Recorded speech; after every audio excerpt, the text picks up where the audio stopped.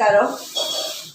இன்னைக்கு வெள்ளிக்கிழமை காமாட்சி அம்மன் விளக்கெல்லாம் ஏற்றி நைவேத்தியம் பண்ணினேன். அது தவிர இன்னைக்கு அனுஷம், அதனால் மகாபரிவாளுக்கு அபிஷேகம் பண்ணி அர்ச்சனை எல்லாம் பண்ணி தீபாரதனை காமிச்சிட்டு தோடகாஷ்டமும் படித்தேன். அதை இப்போ உங்கள்கிட்ட ஷேர் பண்ணிக்கிறேன். எல்லாரும் அந்த மகாபரிவாளோட அருளை பரிபூர்ணமாக அனுகிரகம் பரிபூர்ணமாக பெறணும்னு பிரார்த்திச்சுக்கிறேன். ஓம் ஸ்ரீ மகாபரிவா சரணம். आरतोयैषदिस्तवारे आस्मन्निर्विदेहितम् नमस्ते अस्तु भगवन् विश्वेश्वराय महादेवाय त्र्यम्बकाय त्रिपुरान्धकाय त्रिकालाग्निकालाय कालाग्निरुद्राय दानेभ्यश्च वो नमो नमो सद्भ्यो विसृजद्भ्यश्च वो नमो नमो सद्भ्यो विद्युद्भ्यश्च वो नमो दीनेभ्यः सयाने। ओम लिंगस्वरूपाय नमः। ओम शालग्राम सूक्ष्म स्वरूपाय नमः।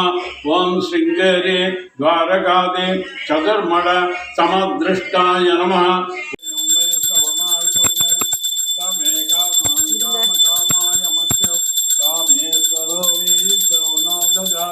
कुबेराज वै श्रवणाय महाराजाय नमः।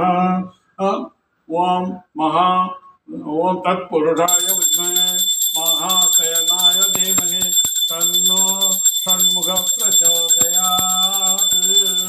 ओम जय जय शंकर हर हर शंकर जय जय शंकर हर हर शंकर जय जय शंकर हर हर शंकर जय जय शंकर हर हर शंकर कांची शंकर कामाक्षी शंकर कांची शंकर कामाक्षी शंकर जय जय शंकर हर हर जय जय शंकर हर हर शंकर। महापरिवा जन्म नक्षत्र काले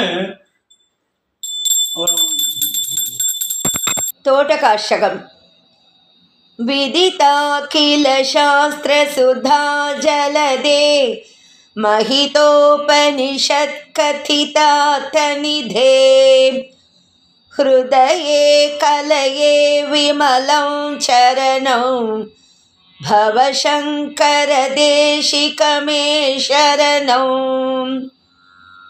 करुणावरुणालय पालय मां भवसागर दुःखविदून हृदं रचयाखिल दर्शन तत्त्वविदं भवशङ्कर देशिक मे शरणं।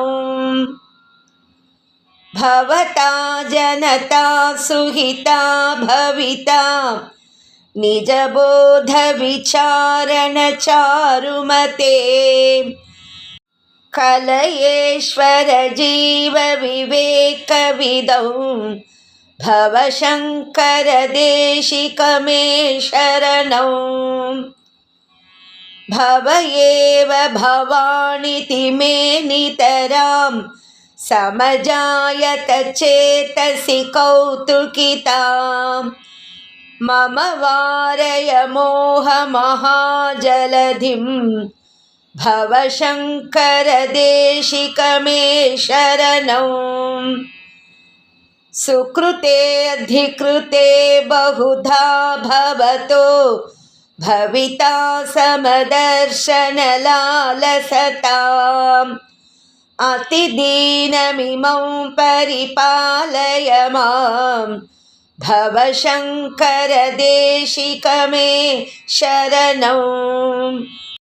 जगतीमवितुङ्कलिताकृतयो विचरन्ति महामह सच्चलतः अहिमांशुरिवात्र विभासि गुरो भवशङ्कर देशिक मे शरणं।